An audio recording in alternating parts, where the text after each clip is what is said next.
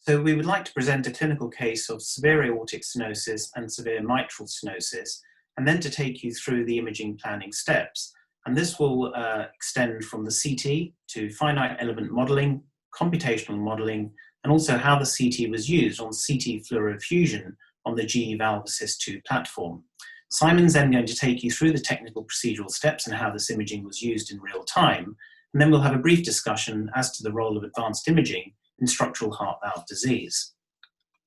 So the case we're presenting is a 61-year-old lady who had Hodgkin's lymphoma many years ago, treated by mantle radiotherapy and a prior splenectomy.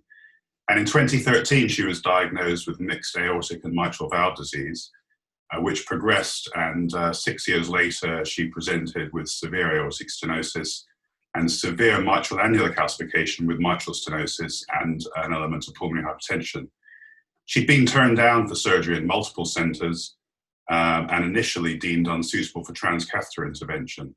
And she was even offered the Commando procedure as the only high-risk option, which she was prepared to undertake, and I think was planning on travelling to Canada.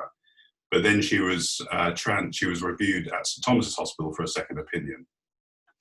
So this was quite a complicated case to plan for, and our normal steps in this type of a situation would be to review the echocardiogram to confirm the severity of the aortic valve and the mitral valve disease, and then to perform a multi-phase ECG-gated cardiac CT scan. We would analyse the CT scan for the standard TAVI measurements, but also do a sophisticated analysis to see whether or not the case was suitable for a valve-in-MAC procedure. After we've obtained some of the anatomical measurements, we would determine what size of valve we felt was most suitable and appropriate for this patient that would minimise the risk of outflow tract obstruction and also paravalvular regurgitation. Our next step would be to use finite element modelling, which is a technique based on computer simulation, which is able to model the mitral valve annulus, the mitral valve leaflets, the chordae tendineae, and also the papillary muscles. The advantage of this particular technique is that it's able to account for the various different tissue properties and to look for calcium deformation. Using the pre-specified 29mm Sapien 3 valve, we're able to virtually implant this onto the pre-procedural CT dataset at various different heights. On the top of your screen, you will see that we're shifting from position C to position B and thereafter to position A. And on the right of your screen, you will see the predicted neo-left ventricular outflow tract area. Once we've manipulated the CT dataset, we're able to guide the interventional cardiologist as to what the optimal deployment zone will be and what the likelihood of neo-left ventricular outflow tract obstruction is also going to be. Our preference is also, therefore, to perform computational fluid dynamics. And this is a sophisticated technology that solves the Navier-Stokes equations and incorporates the multi-phase ECG dataset along with the echocardiographic parameters that are used for boundary conditions. On the left hand of your screen, you will see the pre-procedural CT dataset and the pressure and flow vortices of blood flow in the left ventricle before a valve is implanted. On the right of your screen, we've virtually implanted the 29mm Sapien 3 valve onto this mesh, and from this we can derive the pressure, flow, and velocity within the neo-left ventricular outflow tract once a valve is deployed. In this particular case, we were able to demonstrate that there was unlikely to be any significant left ventricular outflow tract obstruction with a 29mm Sapien 3 valve in the mitral valve annulus calcification position. The third step in our imaging planning will be to take the CT scan data set and to perform some segmentation and to draw planning lines on the GE Valve Assist 2 platform. This then enables the interventional cardiologist to have live CT-guided fluorofusion to guide the procedure at the time of the implantation.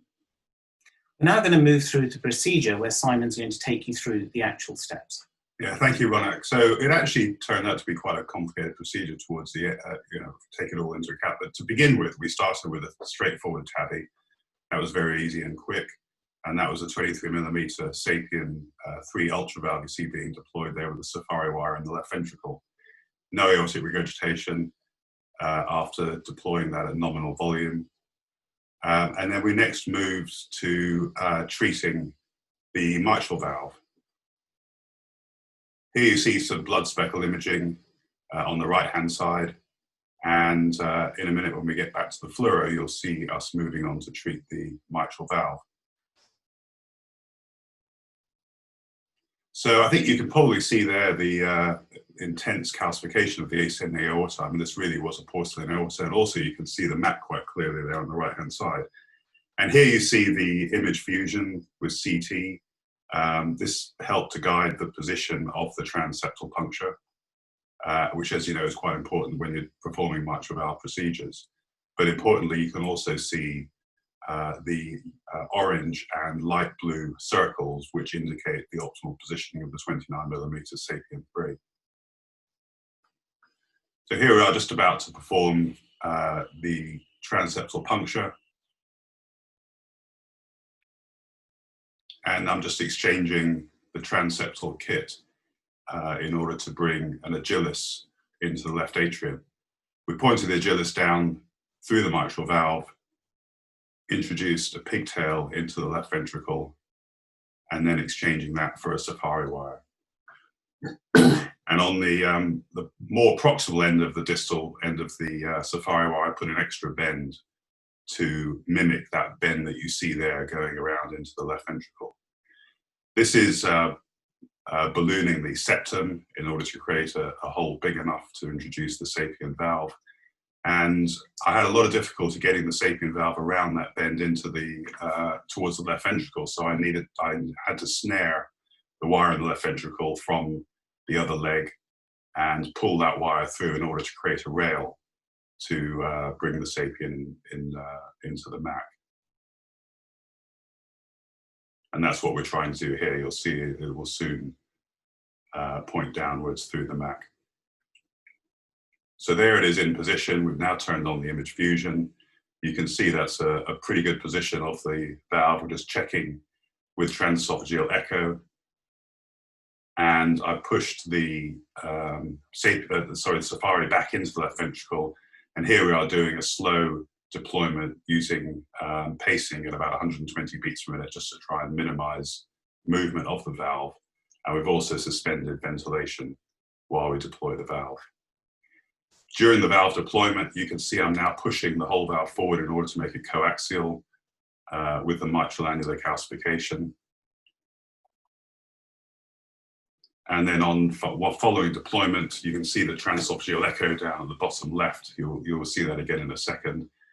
And then it's just simply a matter of removing the device and checking with both transesophageal echo, and we also performed left ventriculography to show that there's no mitral regurgitation.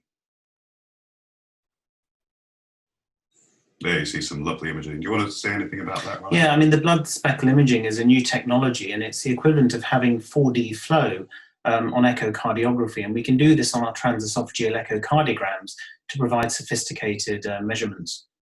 Now, interesting, you see there, that's the filter from a Claret device, and there was quite a lot in that filter from the procedure that we performed, so it was well worth using cerebral protection. So Simon, we've used CT fluorofusion, computational modelling, and also finite element modelling on a number of cases now. How do you see these influencing your current practice, and how has it been a benefit to you in the past? I think, well, there's no doubt it's made a big, big difference to the safety of these procedures. To be honest, aortic valve procedures generally are very straightforward. We don't really need to use it for that. We have tried. It's probably not added an enormous amount, but with mitral valve procedures, it's a completely different ballgame. Even the valve-in valves and valve-in-ring, but particularly MAC, I don't think you can safely perform a procedure with mitral annular calcification without this technology. And do you think it's applicable to centres which don't have a lot of experience to help train and educate, or is it also a value to highly experienced operators like yourself who are very used and familiar to looking at fluoroscopic images and guiding your procedures? I find it invaluable. I mean, when we first started doing mitral annular procedures, mitral annular calcification procedures without this technology, it really was very hit and miss.